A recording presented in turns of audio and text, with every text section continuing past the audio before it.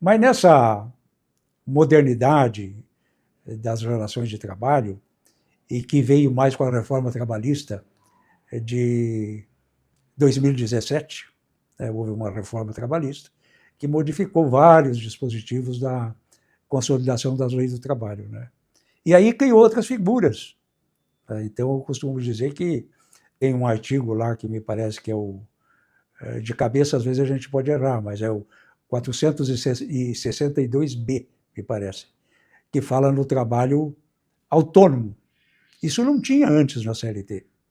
Então, passou a existir duas maneiras de prestar serviço, como autônomo e como empregado, né? E uma das áreas que foi muito fortalecida pela reforma trabalhista foi a negociação coletiva. A negociação coletiva.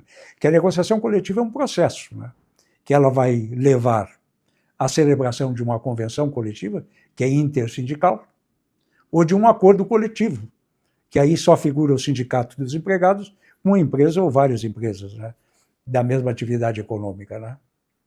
Isso aí ficou muito fortalecido com a reforma trabalhista, né? Que veio para dar um dinamismo maior, no sentido que as partes têm uma liberdade, um espaço muito mais grande do que vinham tendo, para resolver as suas próprias questões, né? Estabelecer, porque uma norma, estabelecer aquilo que é razoável. Porque o que é uma convenção coletiva? Ela cria uma série de normas, né? Essas normas, elas vão reger as relações individuais de trabalho. Então, as normas que são previstas na convenção coletiva, depois elas são aplicáveis às relações individuais de trabalho, né? De cada categoria, porque nós temos no Brasil ainda dividido por categoria profissional e econômica, né? Então tem uma categoria da indústria, categoria do comércio, para dar um exemplo, categoria dessas novas tecnologias, como vocês, né? Então tem uma série de categorias econômicas e profissionais que, através dos seus sindicatos dos patrões e dos empregados, formam a convenção coletiva. Ou então, se é com empresa, o acordo coletivo, é que vai reger as relações de trabalho. E nisso a reforma trabalhista, ela fortaleceu muito os sindicatos, porque deu muito mais autonomia ao sindicato, né? Então os críticos dizem que não, isso aí é mesmo que nem a luta entre aquela passagem bíblica, né? Entre Davi e Golias. Então não é assim, os sindicatos eles estão fortes hoje. Eu uso essa imagem para dizer que os sindicatos não estão fracos, né? Eles estão fortes. Só que eles têm que assumir essa sua representatividade. E a sindicalização hoje no Brasil ainda é muito fraquinha, muito tênue, né? A maioria não é associada ao sindicato. E por que não é associada? Porque por muito tempo o sindicato teve aquilo que se chamava uma contribuição compulsória, que era descontado do salário dos empregados. Então não precisaria fazer força para ter o seu caixa, né? Fazia o caixa ali, aquela contribuição. Isso criou uma certa acomodação nos sindicatos, né? E é um reflexo de ainda hoje os sindicatos terem poucos sócios. Mas a legislação que veio com a reforma trabalhista, ela elencou tudo que pode ser negociado, né? Então, muitas dúvidas, muitas coisas, digamos assim, que hoje geram controvérsia, poderiam ser resolvidas via negociação coletiva, que beneficiaria os dois lados, né? Porque daria segurança jurídica, né? Por exemplo, esse problema que está sempre em alta aí, que, né, a igualdade de salário entre homens e mulheres. Isso pode ser regulado em convenção coletiva, né? Perfeitamente pode ser regulado. E tirar de pauta essa controvérsia. Eu, particularmente, acho muito justo que uma mulher que faz o mesmo trabalho de um homem receba o mesmo salário, né?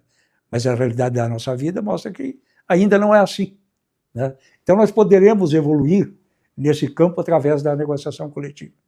Equiparação salarial, que às vezes gera uma controvérsia enorme, também pode ser disciplinado na convenção coletiva, né? Horas extras, tudo isso pode ser disciplinado na convenção coletiva, né? Hoje se fala muito, não, vamos introduzir no Brasil a jornada de 36 horas. Né? Mas tem que ver qual é o custo disso, de onde vai sair esse custo, porque tem um custo. Então é preciso saber a fonte de custeio, porque senão há um desequilíbrio fiscal, que é grave daí para o país, né? E grave para as empresas também. Isso tudo pode ser negociado na convenção coletiva. Digamos, querem introduzir uma jornada de 40 horas, mas é possível através de convenção coletiva? Claro que é possível. Se houver consenso, é possível. Né? E seria muito melhor do que o Estado impor. Não, você tem que trabalhar tantas horas. Porque, lamentavelmente, nós já temos muita intervenção do Estado, né? Não só na economia, mas nas atividades laborais também, né? É uma tradição que nós tivemos, né? A intervenção forte do Estado. E é muito mais saudável para uma democracia, para um Estado democrático de direito, que as próprias partes, consertem os seus interesses. Em determinado momento em que um segmento empresarial está dando lucro, está exportando bastante, ele pode conceder uma vantagem mais robusta para os empregados, através da convenção coletiva. Já se está em recessão, tem que haver um certo equilíbrio. Ou reduz a jornada de trabalho, reduz junto o salário, por um período pelo menos, ou gera uma garantia de emprego, se houver redução de salário naquele período, que a empresa está passando por dificuldades financeiras. Tudo isso é possível negociar na convenção coletiva, que é o chamado legislado, aliás, negociado sobre o legislado.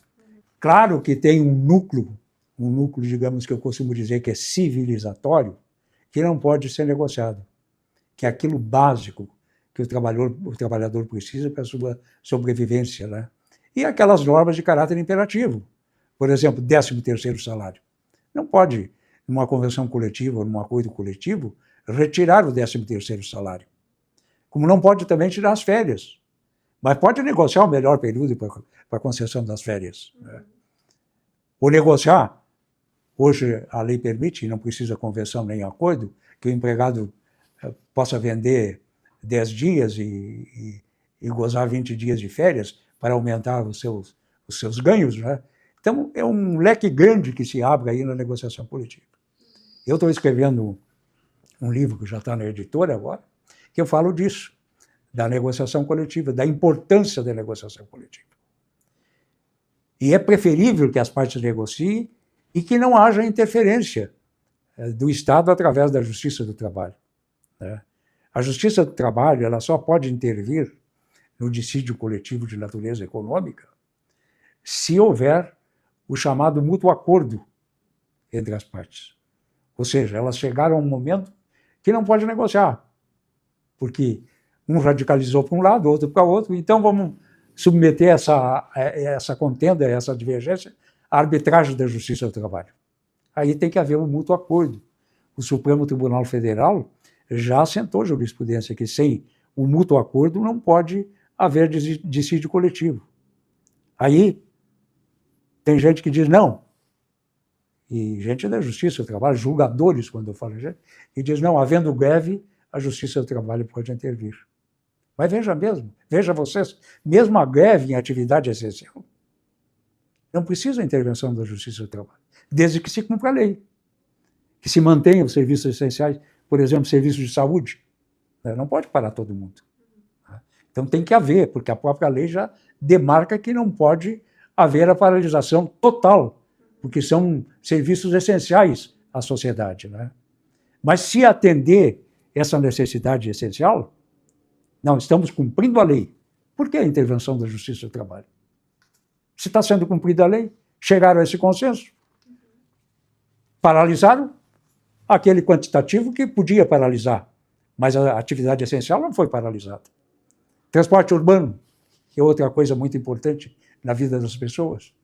Não pode, mas se houver, não pode paralisar tudo, mas se houver, digamos assim, a manutenção da greve, mas com o atendimento das atividades essenciais, a greve é legal.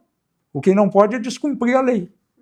Então, eu defendo que a intervenção da Justiça do Trabalho ela é muito restritiva em dissídio coletivo de natureza econômica, que é aquele que vai estabelecer normas e condições de trabalho, né? É salutar para qualquer democracia que as partes se entendam mutuamente, cedendo aqui, cedendo acolá. Eu, quando fui presidente aqui do Tribunal Regional do Trabalho do Paraná, para minha honra, eu presidi muitas greves, né? Que a greve surgia de uma reivindicação da classe trabalhadora. E eu sempre tive a paciência de tentar encontrar o equilíbrio. Olha, é melhor um ceder aqui um pouquinho, o outro ceder do outro lado, para que vocês cheguem a um consenso. E muitas vezes se conseguiu um acordo conciliatório nessas mesas de conciliação com o presidente do tribunal, né? Então, esta é a missão do juiz. O juiz não deve ser um intervencionista sempre.